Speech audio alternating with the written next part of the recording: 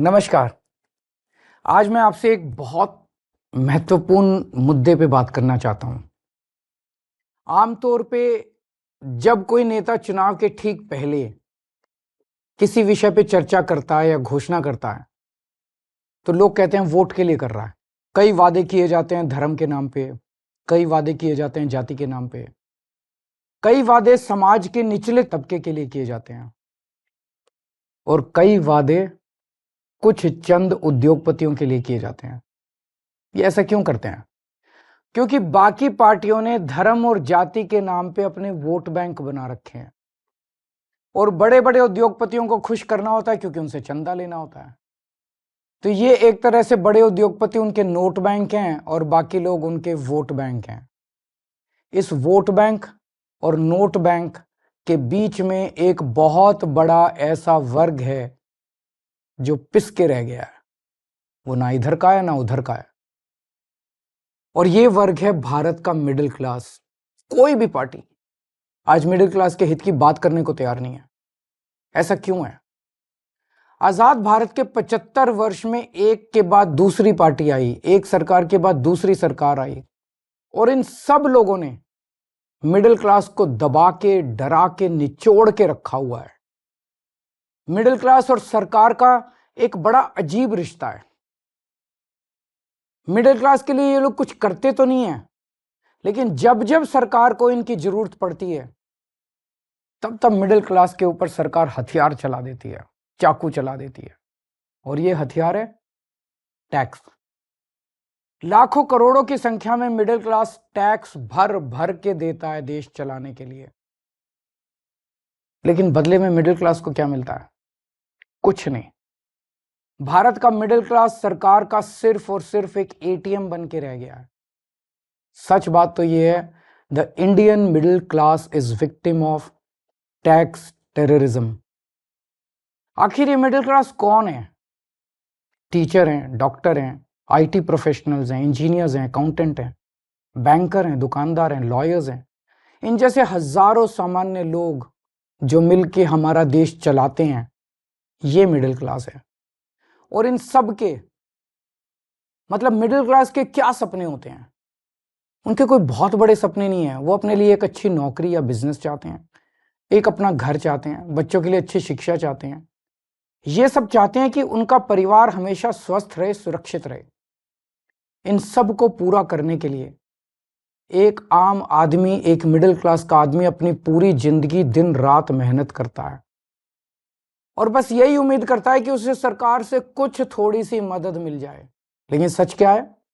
आज अधिकतर सरकारें ना उनके लिए अच्छे स्कूल बना रही हैं, ना उनके लिए अच्छे अस्पताल बना रही है, ना उनको रोजगार दे पा रही है और ना उन्हें सुरक्षा दे पा रही है, ना क्राइम को कंट्रोल कर पा रही है। सच्चाई है कि इस वर्ग को सबसे ज्यादा हमारे देश में परेशान किया जाता है और कोई देश नहीं है जहां मिडिल क्लास को इतना परेशान किया जाता हो। आपको पता है, अगर एक मिडिल क्लास परिवार साल में 10-12 लाख रुपए कमाता है तो income tax, GST, toll tax, education cess, sales tax, property tax, corporate tax, service tax, registration tax, capital gain tax वगैरह वगैरह वगैरह, ये सारे टैक्स मिला के एक मिडिल क्लास की 50% से ज्यादा आमदनी केवल और केवल सरकार को टैक्स देने में चली जाती है। अब तो दूध पे भी टैक्स लगता है, दही पे भी टैक्स लगता है, पॉपकॉर्न पे भी टैक्स लगता है, यहां तक कि पूजा के सामान पे भी टैक्स भरना पड़ता है। घर लेना हो तो टैक्स, घर बेचना हो तो टैक्स, गाड़ी खरीदो तो टैक्स, गाड़ी बेचो तो टैक्स, बच्चों को अच्छी शिक्षा देनी हो तो पहले प्राइवेट स्कूल की महंगी फीस की मार और उसके ऊपर अच्छे कॉलेज भेजने के लिए एजुकेशन लोग और उसकी ईएमआई पे डबल मार। जीते जी टैक्स तो देना ही पड़ता है, लेकिन अब तो सरकार ने ऐसी हालत कर दी है कि मरने के बाद भी टैक्स देना पड़ता है। और इस टैक्स टेररिज्म के बीच मजाल कि वो अपने सपने पूरे करने की कोशिश करे। सच्चाई है कि आज एक यंग मिडिल क्लास कपल, शादीशुदा कपल, उसके लिए फैमिली प्लानिंग एक फाइनेंशियल डिसीजन बन गया है। जब वो बच्चा पैदा करते हैं तो पहले सोचते हैं उनके मन में सब, क्या हम इस बच्चे की परवरिश अफोर्ड कर पाएंगे? कहां पहुंच गया हमारा समाज? यही सब परेशानियों की वजह से बहुत से लोग देश छोड़ के जा रहे हैं। 2020 में 85,000 भारतीय देश छोड़ के विदेश चले गए और 3 साल बाद 2023 का आंकड़ा दिखाता है कि 3 गुना यानी कि 2,16,219 लोग देश छोड़ के चले गए। ये हमारे देश के लिए बहुत बड़ा नुकसान और दुख की बात है, क्योंकि ये युवा जो हमारे देश का भविष्य बन सकता था, आज किसी और देश का भविष्य बन रहा है। अब ये समस्या है, लेकिन इसका समाधान क्या है? सरकार के पास पैसा जनता से आता है। अब इस पैसे को खर्च करने के 2 ही तरीके हैं। या तो सरकार इस पैसे को जनता की भलाई पे खर्च करे, शिक्षा पे, स्वास्थ्य पे, ऐसी बेहद जरूरी बुनियादी सुविधाएं बेहतर करे, लोगों का जीवन बेहतर करे। और या फिर दूसरा तरीका है कि अपने उद्योगपति दोस्तों को कर्ज दे दे और थोड़े दिन में वो कर्ज माफ कर दे, जनता के पैसे डुबो दे। हमारी दिल्ली सरकार ने पहला तरीका चुना। हम जनता के पैसे जनता पे खर्च करते हैं। मेरा मानना है कि मिडिल क्लास सिर्फ शिक्षा से ही आगे बढ़ सकता है। इसलिए हमने सरकार बनते ही एजुकेशन का बजट 5,000 करोड़ से सीधा 10,000 करोड़ कर दिया और आज ये बजट 16,000 करोड़ पे पहुंच गया, हमारा दिल्ली का शिक्षा बजट। हमने सरकारी स्कूलों को इतना बेहतर बना दिया, इतना बेहतर बना दिया। ये स्कूल आज इतने अच्छे हो गए कि 4 लाख बच्चे प्राइवेट स्कूल छोड़ के सरकारी स्कूल में आ गए। अब बहुत बड़े स्तर पे मिडिल क्लास लोग अपने बच्चों को यहाँ सरकारी स्कूल में भर्ती करा रहे हैं। क्या पहले कभी आपने सुना था कि कोई बच्चा प्राइवेट स्कूल छोड़ के सरकारी स्कूल में जाता है? और इतना ही नहीं, हमने प्राइवेट स्कूलों को फीस बढ़ाने पे कैप लगा दी और हजारों बच्चों को उनकी सालों पुरानी फीस रिफंड करवाई है दिल्ली के अंदर। जो पिछले सालों में उन्होंने गलत फीस ले ली थी, कई स्कूलों से हमने फीस रिफंड कराई है। क्या आपने कभी एक आम आदमी को स्कूल के फीस का रिफंड मिलते हुए सुना है? तो आप ही बताइए, क्या हमने आप ही के टैक्स के पैसे शिक्षा में इन्वेस्ट करके, शिक्षा का बजट बढ़ा के, स्कूल बेहतर करके, प्राइवेट स्कूलों की फीस पे कैप लगा के, क्या हमने कोई गुनाह किया है? हमने मिडिल क्लास को महंगाई की मार से बचाने के लिए बिजली और पानी के बिल कम कर दिए। आज देश के सभी बड़े शहरों में सबसे सस्ती बिजली दिल्ली वालों को मिलती है। और इतना ही नहीं, हमने आपके टैक्स का पैसा इंफ्रास्ट्रक्चर में इन्वेस्ट करके पूरी दिल्ली में बिजली की सप्लाई 24 घंटे कर दी, जबकि 10 साल पहले दिल्ली में 8 से 10-10 घंटे के पावर कट लगते थे। ये करके मिडिल क्लास को अगर हमने थोड़ी सी राहत पहुंचाई है, तो क्या हमने कोई गुनाह किया है? हमने सरकारी अस्पताल बेहतर बनाए। सरकारी अस्पताल से रेफर होकर प्राइवेट अस्पताल जाने वालों की सारी सर्जरी फ्री कर दी। आपको जान के ताज्जुब होगा कि हमारे मोहल्ला क्लिनिक की सबसे ज्यादा डिमांड दिल्ली के मिडिल क्लास इलाकों से आती है। तो क्या आपके टैक्स के पैसों से अच्छे अस्पताल और अच्छे मोहल्ला क्लिनिक बना के एक आम आदमी को अच्छा इलाज करके हमने कोई गुनाह किया है क्या? अब इस मिडिल क्लास के अंदर भी एक वर्ग है जिनके बारे में सरकार ने कभी नहीं सोचा, वो है हमारे सीनियर सिटीजन। सीनियर सिटीजन्स ने, हमारे बुजुर्गों ने पूरी जिंदगी ईमानदारी से टैक्स भरा। मोटे मोटे तौर पे देखें तो एक एवरेज मिडिल क्लास का आदमी रिटायर होते होते कम से कम अपनी पूरी जिंदगी में 1 से 1.5 करोड़ रुपए का टैक्स तो दे ही देता है। इसके बदले में उसको क्या मिलता है? भगवान ना करे उसको कोई बड़ी बीमारी हो जाए, ना उसको इंश्योरेंस कंपनी कुछ देती, ना सरकार उसका हाथ पकड़ती। इसलिए आने वाले चुनाव के बाद हम दिल्ली में संजीवनी योजना लागू कर रहे हैं। इस योजना के तहत 60 साल से ऊपर के सभी सीनियर सिटीजन्स को सरकारी और प्राइवेट अस्पताल में बिल्कुल फ्री इलाज मिलेगा। तो आप बताइए, अगर आपके टैक्स के पैसे से आपके घर के बुजुर्गों को ही नहीं, पूरी दिल्ली के हर बुजुर्ग को अच्छा इलाज मिल जाए, तो क्या हमने कोई गुनाह किया है क्या? कभी सोचा आपने?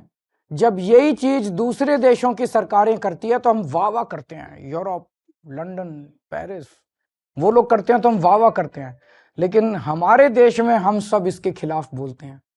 ऐसा क्यों होता है? इसका कारण है कि सरकार ने मिडिल क्लास को एक तरह से मानसिक गुलाम बना दिया है। जब आपका ही टैक्स में दिया हुआ पैसा आपके ऊपर खर्च होता है या समाज पे खर्च होता है तो उसको फ्री की रेवड़ी कह के आपका अपमान किया जाता है।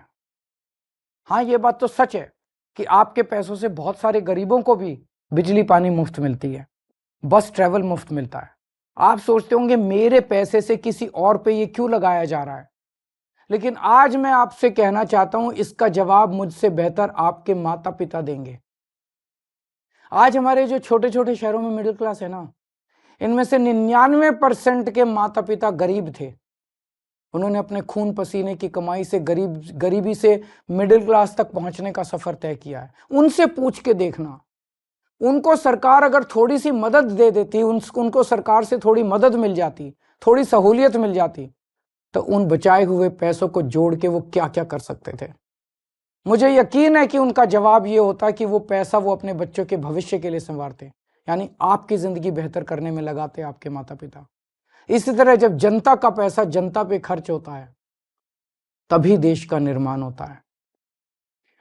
लेकिन ताज्जुब की बात यह है कि करोड़ों की तनख्वाह पाने वाले, लाखों की गाड़ियों में घूमने वाले, महंगे महंगे सूट पहनने वाले पत्रकार एयर कंडीशन स्टूडियो में बैठ के मिडिल क्लास को मिलने वाली छोटी छोटी राहतों पे सवाल उठाते हैं।